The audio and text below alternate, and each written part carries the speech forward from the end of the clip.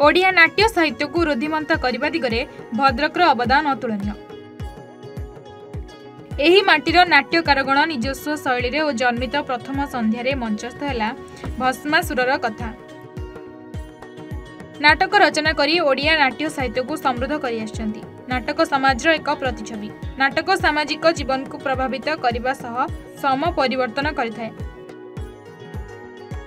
तेबे भद्रक माटीरू नाटक लोप पाइबाकू बसथिबा बेले नटराज सांस्कृतिक अनुष्ठान नाटक मंचस्थ करी नाट्य परंपरा को खोजिबाकू जो प्रयास जारी रखिछि एहा एक प्रशंसनीय पदक्षेप बोली अतिथि माने मत व्यक्त करिसेंती। आज टाउन हॉल ठारे नटराज सांस्कृतिक अनुष्ठान तार 21तम राज्यस्तरीय नाट्य महोत्सव 2024 उद्घाटन होइछि। एही उद्घाटनी उत्सव में भद्रक सांसद मंजुलता मंडल, भंडारीपोखरी विधायक प्रफुल्ल सामल, भद्रक विधायक संजीव मल्लिक, प्राक्तन विधायक मुक्तिकांत मंडल, भद्रक ब्लॉक अध्यक्षा उर्मिला नायक, विशिष्ट चलचित्र अति चलता अश्रुमोचन महांती जोगदे कलाकार आर्थिक स्थिति को सुदृढ़ करने सरकार दृष्टि आकर्षण करथिले। नटराज सांस्कृतिक अनुष्ठान सभापति नाट्यकार डॉ सुधांशु शेखर नायक 4 दिन व्यापी परिवेशित हेबाकु थिबा नाटक संपर्क में सूचना देथिले। उपसभापति शिवप्रसाद महांती, संपादक नरेंद्र परिड़ा उपस्थित थिले। आज रही नाटक को संघर कर्मकर्ता माने रही परिचालना करथिले।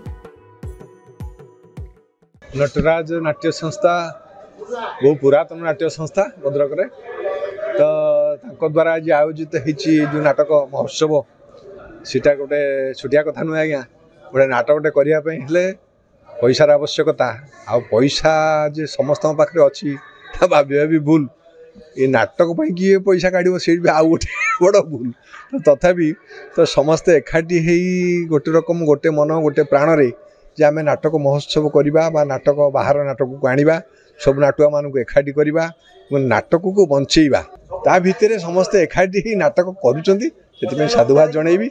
नटराज सांस्कृतिक अनुष्ठान भद्रक नाटक तरफ जो नाटक महोत्सव 3 दिन चलो भद्रकर कलाकार माने ये नाटक महोत्सव रे कलाकार माने नाटक परिवेषण करेंगे।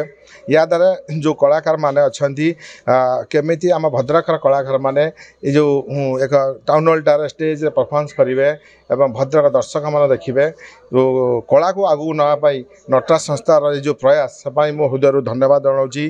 आज आम भद्रक टाउन हॉल ठारे जो नटराज सांस्कृतिक अनुष्ठान रही आज आम नाटक मंचस्थ हो धन्यवाद देवी आम राज्य सरकार को। राज्य सरकार भाषा साहित्य संस्कृति विभाग आनुकूल्य आज आमर भद्रक नाटक मंचस्थ होगा जाऊँगी। आज कला साहित्यर एवं संस्कृतिर माटी होची आमर भद्रक माटी ऐतिह्य संस्कृतिर माटी तेणु ये माटी रे आज आमर जो नाटक 2-3 दिन धरी एटी अनुष्ठित हबो। भद्रकरू शुभ्रकांत राउतरायଙ୍କ रिपोर्ट A1 ओडिशा।